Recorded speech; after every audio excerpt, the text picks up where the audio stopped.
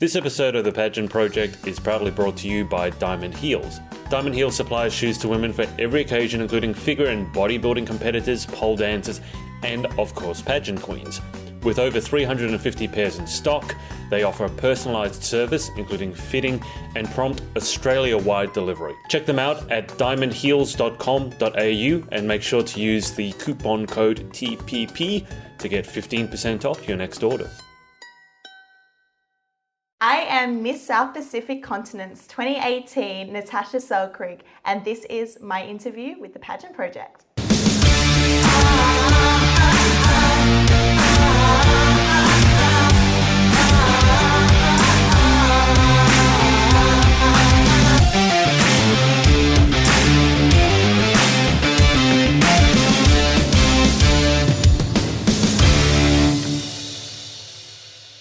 Hey everyone, it's Adrian from the Pageant Project, and I'm here with Miss South Pacific Continent's 2018, Natasha Selkrig. Natasha, welcome to the show. What's happening? Well, we are at Natasha's place, and we have spent I spent a good half hour just playing with her cats. If you hear any weird sounds in the background or a camera takes a dive, that's because she's got the cutest cat. Tell us about the cats first. Let's go with the cats, because you do some work with cats. So my first cat, Nala, she turned up at just outside of my apartment, just there. And one night I was sleeping and I heard this meow outside, and it wasn't like a little meow. It was like the meow. Full on diva meow. Yeah, pretty much. And I went out, I'm like, okay, I don't like cats. I didn't like cats back then. And I was like, I don't like cats. I'm going to go out there. I'm going to shoo it away. Like, it was a stray cat, so I thought, I'm going to go out there and it's just going to run away anyway. So I walked out there and here was Nala, soaking wet. It was raining. She was soaking wet and she saw me and she came up and started rubbing her body between my legs and purring, and I was like, oh no. And she was really skinny, and so I was like, you know what, take her in and just give her some tuna and hopefully she'll be all right, and then I'll let her back out. And I did, and she was fine, and I let her back outside and she ran away.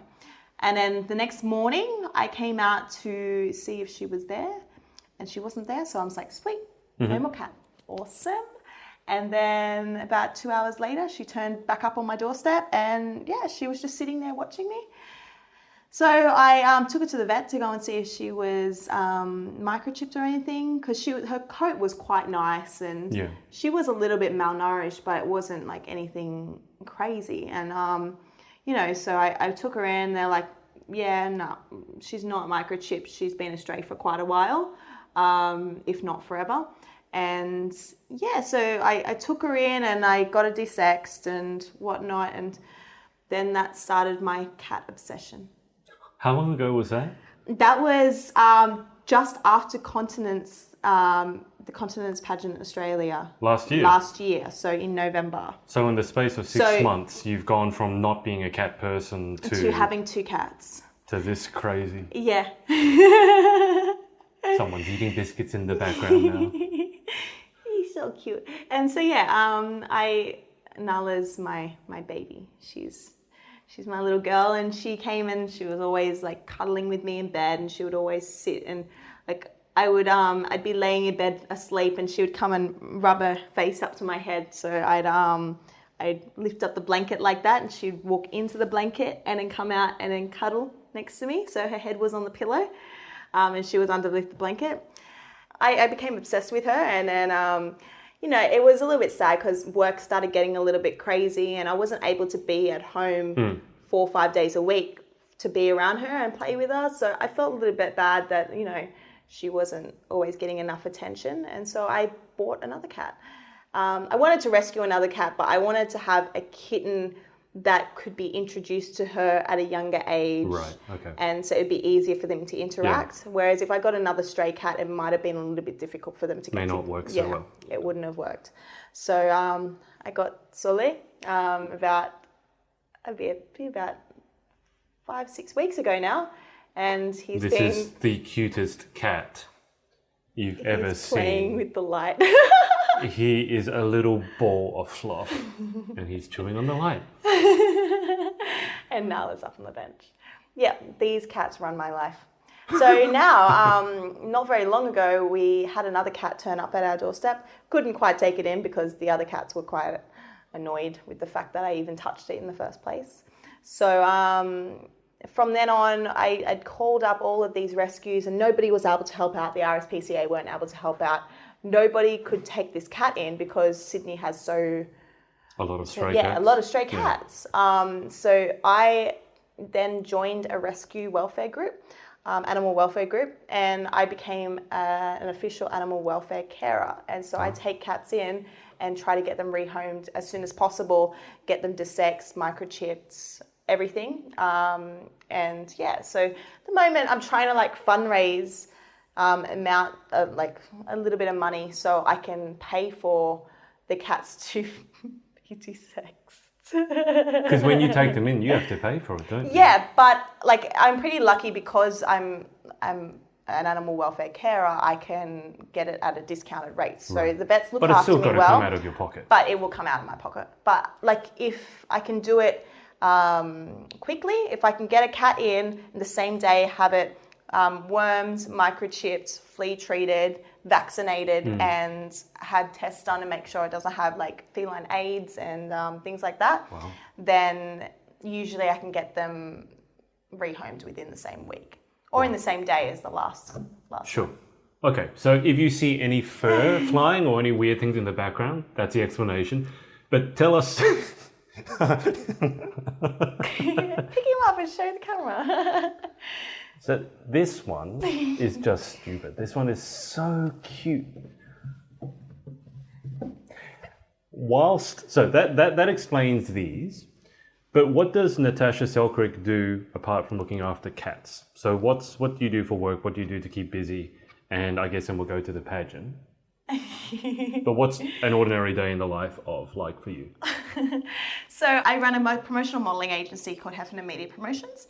About 4 years ago, I joined them when I moved to Sydney. And about 2 years ago, I was working and my boss wanted to get some more help into the agency. So he asked me to become a manager. And so from then on, I started managing the girls and we started expanding the agency.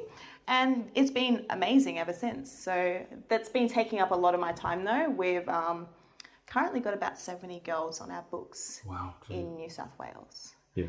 And we're wanting to expand 2 more states. Yeah. And your sister queen, your best friend Jasmine Farlow, yes, told me about BIGO. So tell me about BIGO, because I don't get it. And the way she explained it, I'm like, I don't think anyone would ever want to watch me. But tell me what BIGO is. Oh, it's incredible. It's actually the first time they told me about this concept, because the clients came to us and they wanted us to recruit girls to go into BIGO. So it was a weird concept. My boss told me and I'm like, sounds like a scam. Like, I'm sorry. Normally trying to recruit pretty girls to go on a social media app is like, nobody is going to watch me do my normal thing into day-to-day life, you know. Yeah. No one's going to watch that. It's just boring. Like, he's like, no, people do watch this in Asia. It's huge. And literally right now I have about 2,000 followers that just watch every video that I put up. And yeah, it's crazy. I'll go on live and within about, I would say 5 minutes, I would have about 500 people watching me. Wow. So what do you do? Do you play with the cats? Whatever. I mean, that would seem the obvious honestly, Sully is a star of the show. Yeah. They're not tuning in to watch you. Well, see, the thing is people followed me and then they started seeing my cats and they were like, this cat is so cute. And now they follow me because of my cat. And every time I get on, they're like, where's Sully? Where's Nala? Like, I wanna see them. And so it's like, okay, fine then. And I pick them up and I'm like, here he is. You know you're too far gone when your profile pic becomes a picture of the cat rather than a picture of yourself. It is. Oh, okay. Actually, a picture of already. him. Yeah, well, it's me and him, but my head is turned like that, so you can't really see anything but my nose. Yeah. So he's become my profile photo. It's adorable. He's pretty cute though, so he gets me a lot of followers. It's great. But yeah, I sometimes I'll realize I need to go on BIGO. Like I haven't been on for a day or two, so I'll set the camera up next to my my sink or whatever while I'm doing the dishes, and people will just be watching me do my dishes or fold my laundry, or if I'm driving. Do it with a flourish when you're on live? Honestly, like there's been so many times where I've just woken up, my hair's crazy, I've got no makeup on, and I'll just go on live. And people still watch it. Yeah. Like people aren't even looking at me now because of my looks. They just want to follow my life. Wow, that's crazy. Yeah, it's insane. It's really crazy. Okay, well that's BIGO. We should get to the pageants because we're here to talk about pageants. No, but cats are more fun. They'll be back. Don't worry about it. So tell us about your pageant experience, and particularly the title of Miss South Pacific Continent. I've had a look through your socials, so I know that you're passionate about a lot of things to do with South Pacific. Yeah. And I saw Project React Yes. as well. So tell us about your pageant experience and I guess Project React as well. So with my pageant experience, I started competing in pageants about 2 years ago. It was really positive. I met some really, really good people, gained a lot of contacts, and my self-confidence just started going up little by little, and then eventually it leaped quite a lot. And I'm quite a confident person now. I can speak very loudly. I was going to say, I don't see a I haven't quiet always, version of you. I know, I haven't always been confident. Like I did go through some harder times in my life, and I used to hide behind myself a little bit, and pageants really helped me grow into more confident. Although I think I've become a little bit too confident now, and I'm very loud and I'm very bubbly. And just on that note, Tash is the first one I've given the loud mic to. Normally it's me because I've got a booming voice, but we had to give her the loud one. So, I mean, how many pageants have you, I guess, competed in, and what's your favorite part of it then? Oh gosh, I've competed in quite a lot of pageants. I don't even think I could answer that question. I would say spot, it would 5, say 10? about 10. 10? 10, yeah.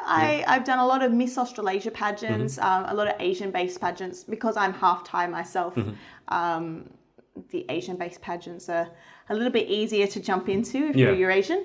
But yeah, like I did Miss Sydney. I went overseas to Malaysia in 2015 and competed for Miss Cosmopolitan World, and then Miss Continents. Yeah. Yeah, and I did Miss International as well 2 years ago. And what's your favourite part of competing in pageants? I think it's having a platform to do the charity work and the community work that I want to do, but in between pageants, it's like you don't have the platform to be able to do it. Right. You can turn up, you can do volunteering work and stuff, but people don't take you as seriously. Yeah, so the two go hand in hand. So if you're doing good work, you do want people to see it. Yeah. So, I mean, that's a good jumping off point. So tell us about Project Spider-Man. No, I can't get up. Bang. Go on without me. So tell us about Project React. So Project React, I'm very, very lucky, honestly. With Miss South Pacific, I was lucky to already be in touch with a lot of the Polynesian community, especially the Tongan community in Australia. About a year ago, I finished studying Tongan language and culture. So I speak a little bit of Tongan. Right. And say something for us. Malolele fefehake, which is how are you? Okay. And you I can't be respond. like sebe. Okay. And then what else? Oh, I could say ko hoki hingo wa ko Natasha. I'm going to assume that means you're... Natasha. Yeah. Got that one because I understood Natasha. Yeah. So, I've been really in touch with the Tongan community, and the beginning, or not the beginning of the year, but during... it was around May, April, Cyclone Gita hit Tonga. There was a lot of devastation over there. And Tonga is quite a poor country as it is, and a lot of their stuff got taken away. Houses were completely destroyed. Crops were destroyed. Yeah, crops were destroyed, and they were struggling to get by. Red Cross, they were able to go out and donate tents and stuff, but they went out Project React went out and had a look, and honestly, everyone's living in tents, and it's quite sad over there at the moment. And, we wanted to do something that would help out. So the founder of Project React, I got in touch with her. Her name's Lily. And I set up a collection point in Bankstown. So the idea of Project React was to send 500 care packages to Tonga to help with rebuilding. So we wouldn't be able to send materials like building materials and stuff like that. It's very difficult to get your hands on it. But it was more trying to send stuff within a month of the devastation happening. We could send some things just to show people that we care and that we're thinking about them. Just little things like we sent tea bags and flour and mosquito coils and things like that. Things that you don't think of, like things like the Red Cross. They don't think of these little things that you might need. Things like 2-minute noodles. Like they're so simple, but that one thing could help a family for, I don't know, 2 nights, 3 nights, at least having some sort of food, because don't forget all their crops and everything were destroyed. Like animals died, they have nothing to eat. So we sent through 500 care packages. That was successfully delivered. And then we sent over one of the other girls who also helped us out with Project React. And she went over and watched over the whole campaign being done. So she was over there and she personally handed out the care packages to certain families and took them out to the villages and things like that. Oh, that's got to be an amazing feeling. We did the debrief just about a week or 2 ago, and she was just there bawling her eyes out, going how amazing it was to go out there and personally give these boxes, even though it wasn't anything big. It was just something to say, we are thinking about you. Here's something. Because, there was some people over there, Tongans, they have a lot of family. They might have a lot of family in New Zealand or Australia. And some of those people didn't even hear from their families after Cyclone Gita. And that's scary, and it's scary to know that, like, you've got family in these countries and it's like, not that they don't care, but they just didn't make the effort to even say that we're thinking about you. And for them to get a package as small as it was and as little stuff that was in there, they were able to get something and go, they care about us. Like they're thinking of us. We're not just another little island that is forgotten about. So you've done that amazing work and you're about to head over to Vegas in, what is it now? 2 weeks to compete in 2 weeks and 1 day. in who's counting?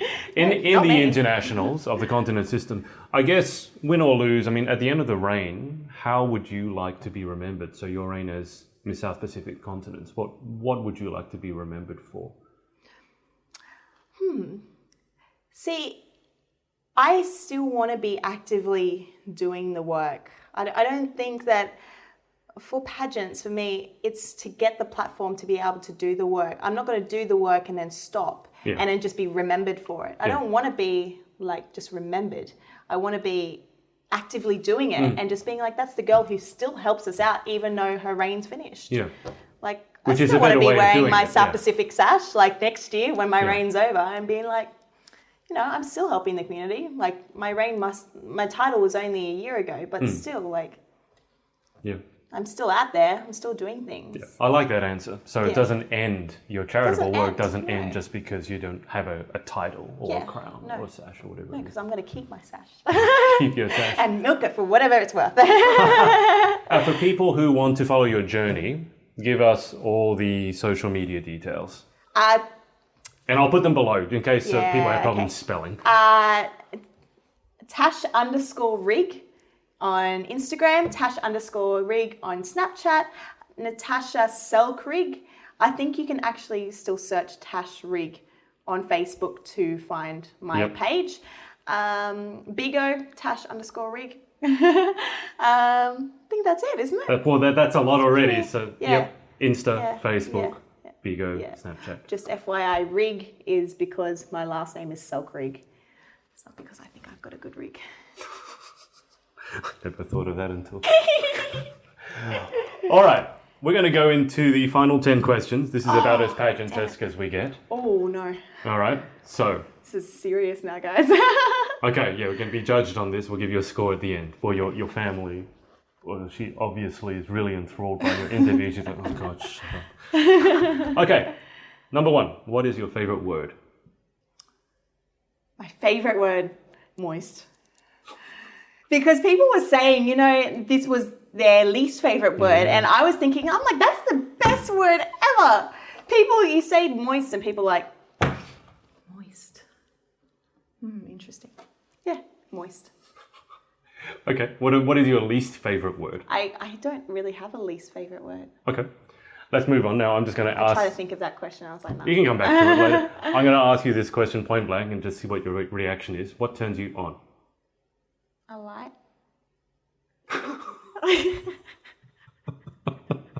That's a very literal answer. When you said what turns me on, I just looked at a switch and I'm like, a light. It's supposed to be what turns you on in life, but I always want to see what your reaction was. So in life, what excites you? What turns you on? What are you passionate about? Colours. I really like colours. Nice. Bright colours. What about what turns you off? Negativity. Bad people. Although I would probably just walk away from them anyway. That sounds like a good answer. Now, what sound or noise do you love? Purring. I knew it was going to have something to do with these two little things here. I love purring. And then when you have their head up against their chest and they're going... And you're like, oh, that's so nice. I can't believe 6 months ago you weren't a cat person. I wasn't a cat person. You've come a long But she has way. made me a cat person. She's my baby. What about what sound or noise do you hate? Ooh, you know what? It's a difficult question. Like usually people would say nails on a chalkboard or something like that. But you know what I hate is when halloumi has been cooked a little bit too long and there's that squeaky sound. Yeah. Like it's just like, damn it. Like why couldn't it just be soft still? And then you just bite into it and it's like that soft, juicy halloumi. But when you bite into it, it's been cooking for too long and it's just going squeak. And you're like, oh. I was going to say that's an odd answer, but I know exactly what you're talking about. Yeah. But it only ever happens once or twice in one piece Yeah. of halloumi, but it will still annoy you. I think it's really similar to nails on chalkboard. I get that sort of feeling about it because that's all the same. Anyway. Yeah. Okay, that's an unusual answer. What about if you could have any superpower, what would you pick and why? To be able to what's the word? Transport, like teleport anywhere in the world? Teleport, yeah. Teleport. Yeah. And teleport. You know when you're watching things on Facebook and they're on live and people are having a really good time, you're just like, damn it, I wish I was there. Like those. get that. My team for USANA, they're over in Singapore at a convention at the moment and they're having such a good time and they're having big seafood dinners and stuff and I'm like, yeah, I wish I was there. Give me some of that. Really, yeah. You could surprise some of your BIGO viewers. Bing, hello. What job or profession other than your own would you most like to attempt? Attempt or do? Because what if I'm already trying to attempt it? Let's go with that attempt. Okay. A